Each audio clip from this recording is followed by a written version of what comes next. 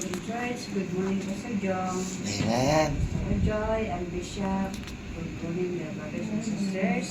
Holy Spirit, bless your holy word. Our Bible study today, our topic, what was the last sermon topic? Our answer, God, He always answer our prayers to fulfill His promises.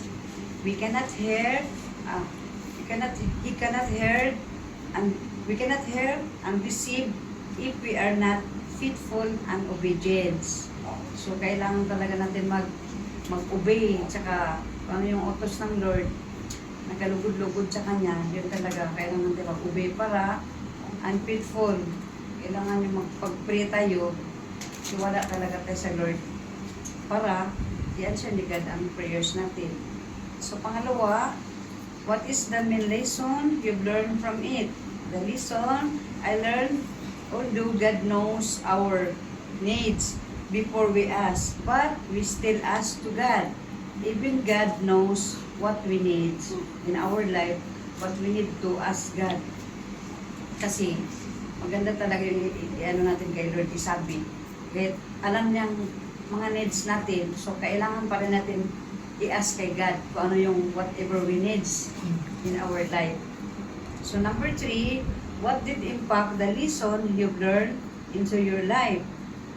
It is impact, God answer to us cannot reach us if we do not pray. If we ask the wrong things, if we do not have faith, and when we ask God to give us something what is not against His will. Kasi mayroong mga prayers na process, mayroong mga prayers na ayaw ibigay ni Lord, hindi niya kalooban. So, we have to wait what God, His will, kung anong will ni God na, anong mga plano niya sa atin, kailangan talaga with willing to God, yung kalooban niya, hindi yung ano. Kaya, kailangan natin kay God, kung anong kalooban niya ibigay niya sa atin sa mga hiniling natin sa Kanya. So, number 4, how would you apply everything you've learned in this Bible study in your life? So we have to understand that God answers in His different ways, and such as by His word, by His voice, through dream, through vision, and by fire.